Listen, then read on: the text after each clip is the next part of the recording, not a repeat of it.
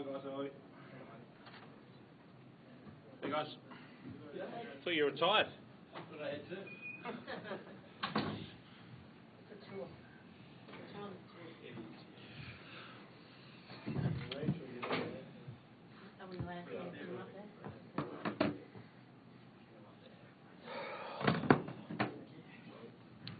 Anything else? Camera's all right? Yep. Thanks guys. Dave, good reminder that's not over. It's over. Yeah, Hooter's gone. The opposition's got the ball on the line out, and they win the line out. You think you're in trouble, but there's a lot of character shown by the boys on there. We had a few opportunities late that we didn't nail. It was pleasing to get the job done in the end. How do you rate it as a whole? Just taking it all in, walking away, you're happy or frustrated, or prevailing emotion? Oh, I miss Test footy, so we've had a win and we're happy about that, but we know we can be a lot better. We've had 3 weeks where we've worked the boys pretty hard, and so it sort of looked like a first Test performance, a little bit scratchy and a little bit of inaccuracy, which if we can tidy that up, we can apply more pressure and hopefully turn that into points. Seemed like a pretty anxious start. Like errors are just a bit rushed and it's not quite on. Is that fair? Yeah. No, we made a couple of errors early. One ball spat out of a scrum, they scored off it. Another one we got our defensive screen wrong and they scored off it. And so it took us a while to wrestle momentum back. I thought we finished the first half pretty strong, and we got 15-7. But if we'd been a bit sharper, maybe we could have got closer. I thought we started really well second half, and we certainly created opportunities. We just got to be better. In your coaching career, have you ever had a game, guys, so far they've won the line out, final play, they should kick it out. Have you ever called one back from that point before, or is this the first for you? Ironically, I saw Scotland do it against France during the Six Nations, same situation. France were in front, could have kicked it out, didn't, turned it over, and Scotland scored off it. So, it's my debut. And have you had an experience like this before either? No, not when you think it's all but done there. Happy to be on the right side of it, though. I mean, on that moment, were you impressed with Daniel Hooper rushing out of line, putting pressure on the fight you guys showed in that final 60 seconds? Yeah, I think, a guy who was on debut pressured the line out.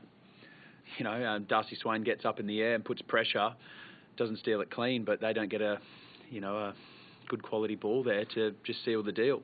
And then Tate to have a bit of nous there to go up the field and secure that ball back. There's a lot to like there from, you call them pretty inexperienced at this level, or one guy on debut. So, very proud of the guys to keep fighting there right to the death.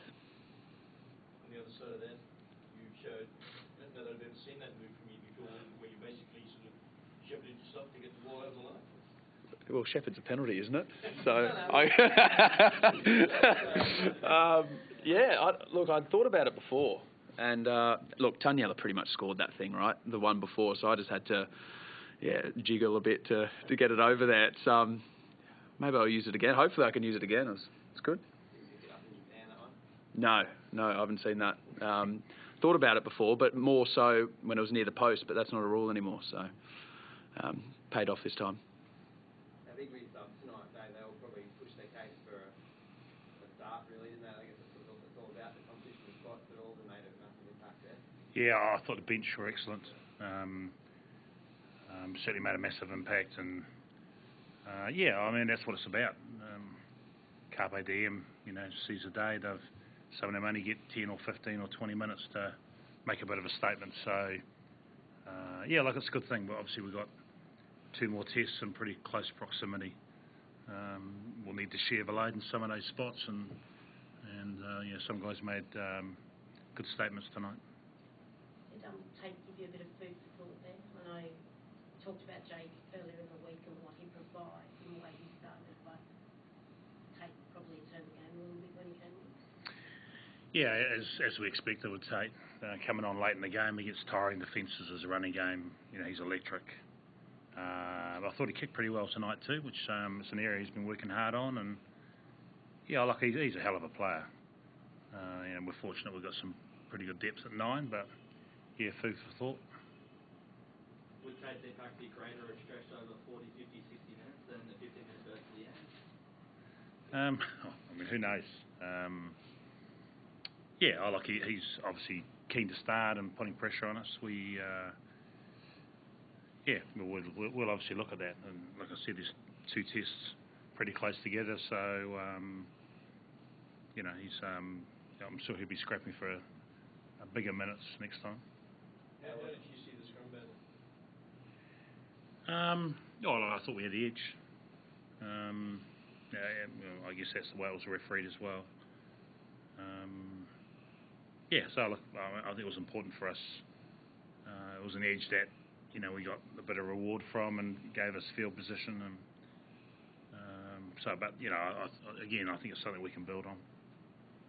You're playing another new back row tonight. What did you like about the back row you were playing with tonight, and what are the little things you want to be working on in the next couple of tests? What I liked about this back row, you know, playing with Harry and Bobby there as their go forward. Look, I think what's impressed me about watching them from afar this year and now in camp is they have presence on both sides of the ball. They're not one-dimensional, you know, and that's nice to be a part of in the back row. They can have a presence on D, and then they're hell of a ball carriers, and then have, you know, some pretty subtle little touches there too. I was pleased to play with them tonight, and then, you know, Issy brings another piece off the bench there. So you know, the back row is a pretty hotly contested position in our squad at the moment, and we're leaving out guys who come in and do a really good job too.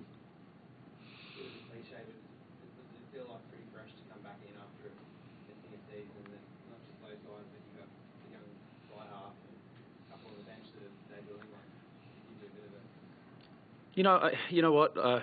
Because we had to take over 40 on our trips last year and are in that bubble environment, spent a fair bit of time with these guys.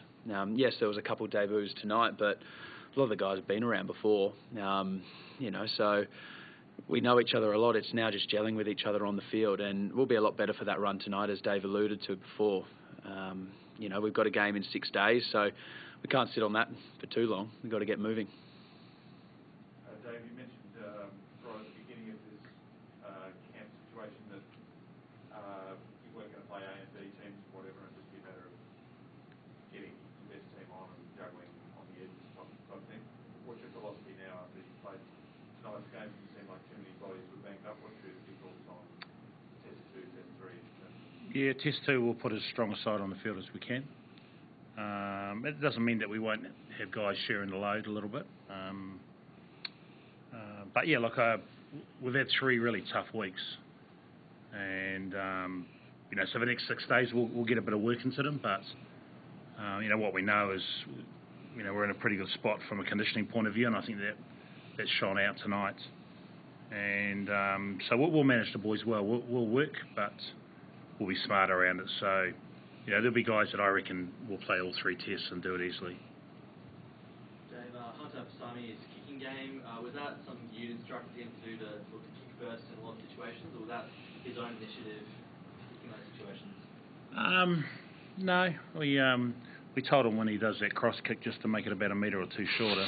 He didn't listen. Look, he's a pretty impressive kicking game, Hunter, and yeah, we saw it last year in the 6 tests that he played, and you know, his confidence to drop it on his left foot. But he's actually a right footer. I think a lot of people thought he was left footed last year. He kicked that many times off his left. So, I mean, with all our guys, we're trying to grow our kicking game because it's an important weapon. And I think we missed some opportunities to expose the French through some smart kicks tonight, and maybe overplayed our hand at times. But so yeah, Hunter's just playing what's in front of him.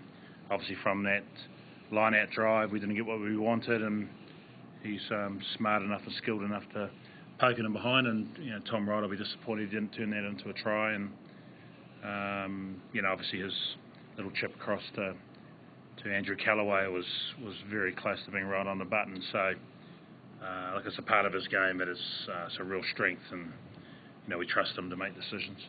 There was a criticism last year, I think it was the All Black test that you drew, that you didn't get in position for field goals. You're pleased to see the team is now manoeuvring the ball around like that? Yeah, I think the first one, because every time we got down there, if we went multi-phase, we got a penalty advantage. And so I think if Nye had his time again, we'd have gone a few more phases, got a penalty advantage, and then dropped back in the pocket maybe to keep the drop goal as he did second time. But yeah, look, it's important. It's an important skill to have, and I think we could have gone left or right and scored as well. So yeah, look, in the end, penalty advantage under the bin. Happy with how that ended, but yeah, well, it's good that we got a couple of drop goals on the field anyway. Hoops on Noah, how have you found his voice as a young player in the team? Very assertive with his calling. I thought he made some really good calls tonight in terms of some line-out plays and nice and calm and clear on what he wants to get out there. Yeah, it's they're the quarterback, so to speak, in the team, and you want your 10s making a good assertive call, and he's stepping up into that role, and he's only going to improve. So pleased with how he's going, and I'm excited for what he can offer to this team. Right. Thanks a lot.